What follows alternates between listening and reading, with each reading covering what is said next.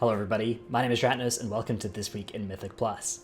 This week's affixes are Fortified, Bursting, Storming, Tormented, of course, as always. And this is one of the best Fortified weeks on the calendar for the purposes of people who are pushing their score.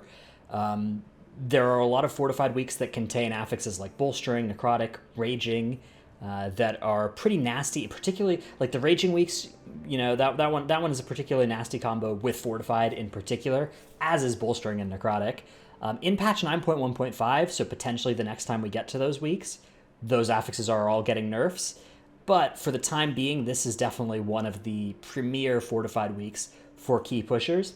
It is worth noting that it's not going to be easy for all groups. The Storming affix, pretty heavily nerfed since it's 9.0 version, but still can cause problems, particularly for groups with, like, if you have one melee player and they're kind of bad and they're like a Windwalker or something, then that can be pretty rough. But otherwise, that affix is usually not going to be what causes your problems. Usually it's going to be the Bursting affix, and this means that it's a week that is more focused on your healer than a lot of weeks. You know, a lot of weeks will have affixes like Sanguine Necrotic, like Bolstering, that are pretty tank intensive, but much of the difficulty on this week is concentrated on your healer with that Bursting affix.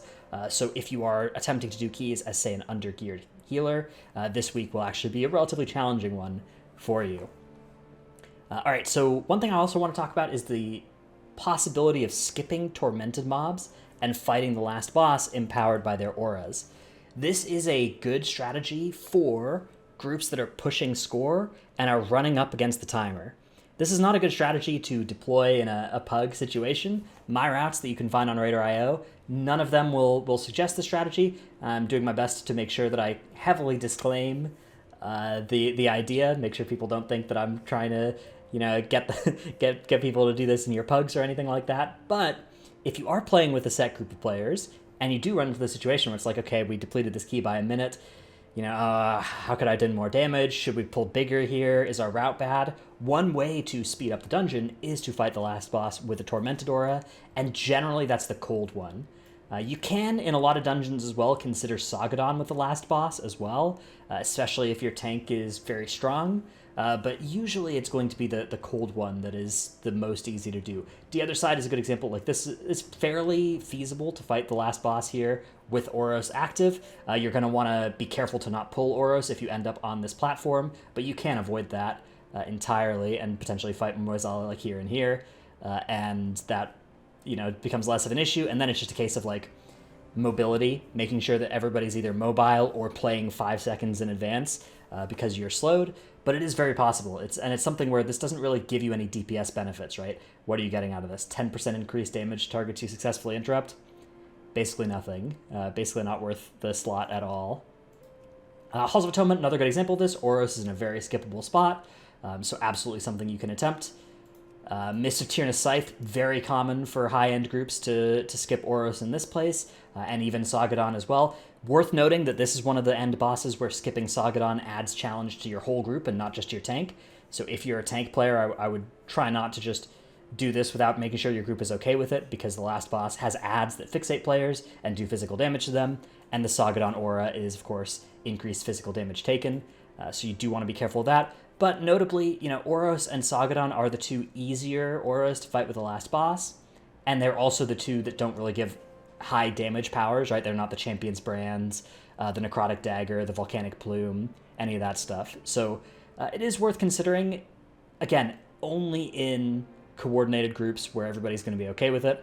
Otherwise, do not attempt to do this in your no voice 15 pug that you put in the group finder, unless you have typed it out and gotten an okay from everybody before starting, or else you're just going to have confusion and, you know, flame and everything at the end of the dungeon.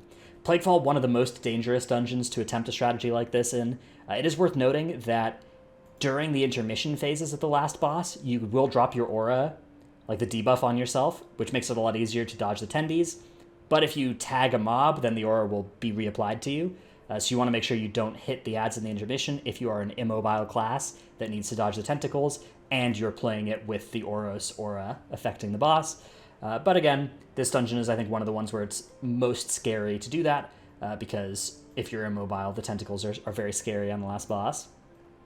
Sanguine Depths, Oros is in a spot that's very easy to skip, but the last boss is one, again, where there's heavy movement abilities that will challenge the whole group to do so. So I wouldn't recommend it unless you're very confident, particularly, like in most groups, people are going to get hit a lot by the bleeds if you have Oros affecting that boss, so you're going to want your healer to be extremely confident that they can keep your group up regardless of that happening.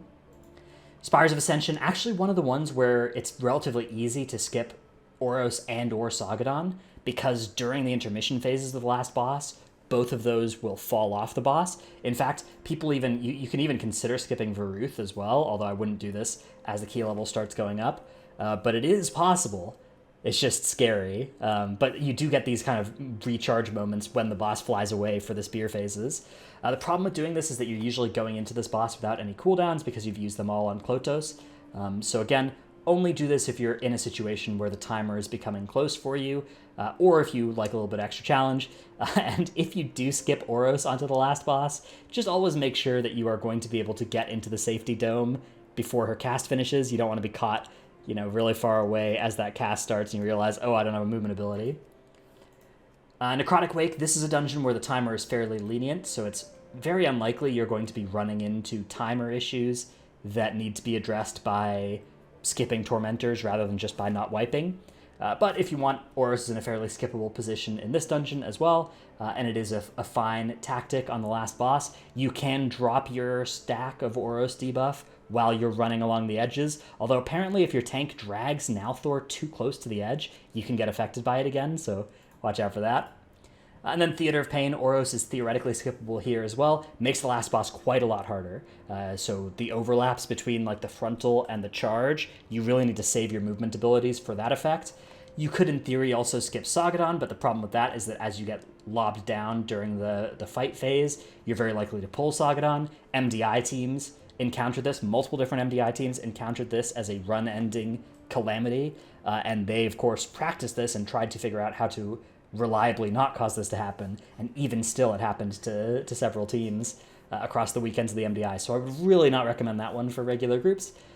But skipping Oros is definitely possible, particularly if you don't mind a little bit extra. Like if everybody's confident on the last boss fight, dodging the rider frontal overlap, that's the really tough one when you are extremely slowed. Anyways, there's a quick look at some of the dungeons this week, focusing on the Tormented stuff. There's not really too much else to mention. There's not really any, I would say, storming or bursting hotspots. Main things to keep in mind, of course, are like first room of Plaguefall. These things are all going to be bursting. And, a lot of little mobs in a lot of dungeons do trigger on-death affixes, such as Groundskeepers. So just make sure you're prepared for those effects. But otherwise, a week where the affixes are generally minimally impactful. Using Bloodlust to make a big trash pull happen, a great idea this week if you're trying to save some time as well. And yeah, good luck out there. Have fun this week. Thanks for watching. See you in the next one. Bye.